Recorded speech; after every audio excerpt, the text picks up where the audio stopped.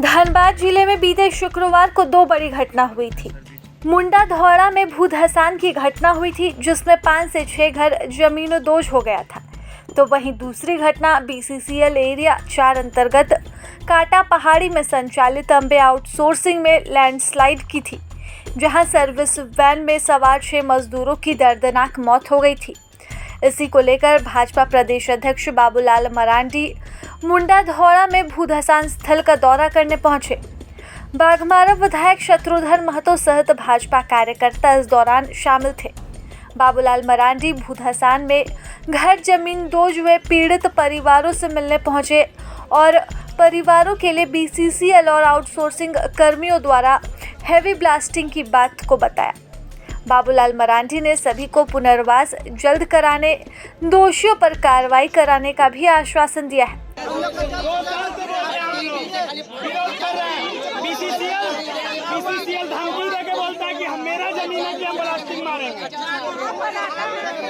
जिस प्रकार से यहाँ खदानें हैं चल रही है और जिस प्रकार से यहाँ खतरे की जिसको कहते हैं अलार्मिंग सिचुएशन, लेकिन इसके बाद भी राज्य सरकार की नींद नहीं खुली, जबकि यहाँ के लोग जैसे अभी बता रहे थे कि हम लोग काबे से कह रहे हैं कि हम लोगों को कहीं पुनर्वास किया जाए, यहाँ से कहीं हटाया जाए।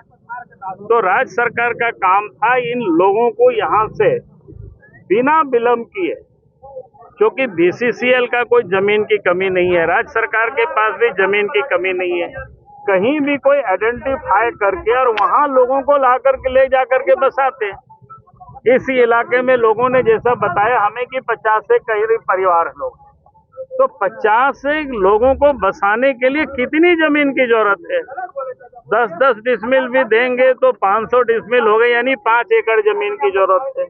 तो धनबाद जैसे जगह में BCCL को 5 एकड़ क्या कहिए को एकड़, हजारों एकड़ जमीन पड़ी हुई है, तो कहीं भी लोगों को, इस लोगों को बसा सकते हैं। लेकिन इसके लिए राज्य सरकार को पहल करनी चाहिए, यहाँ के उपायुक्त को पहल करना चाहिए। निश्चित रूप से स्थिति काफी भया हुआ है। जो लोग मारे गए हैं सभी मजदूर, उसको मैं श्रद्धांजलि अर्पित करता हूँ। और वैसे लोग जो इस तरह घटनाएं लगातार घट रही है, जो माइनें चला रही है, जो आज अनसेफ माइन है, DGMS का जो गाइडलाइंस है वो धजिया उड़ा जा रही है। DGMS गाइडलाइन को तख्ता बना करके लोग काम कर रहा है।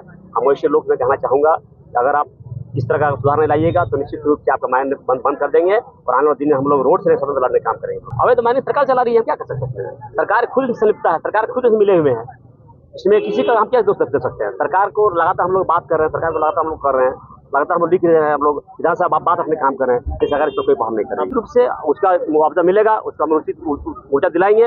वैसे दोषी लोग पर कड़ी से हम लोग कार्रवाई करने का काम करेंगे, दोषी लोग को निश्चित रूप से जेल भेजने का काम करेंगे। और वैसे पीड़ित परिवार जिसका घर टूट गया तो मुआवजा दिलाने का काम करेंगे लोग।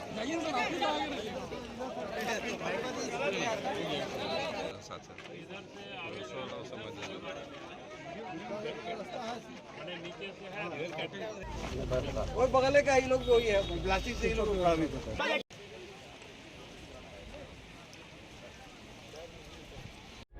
प्रभातखबर.com, विश्वास वही, रफ्तार नहीं।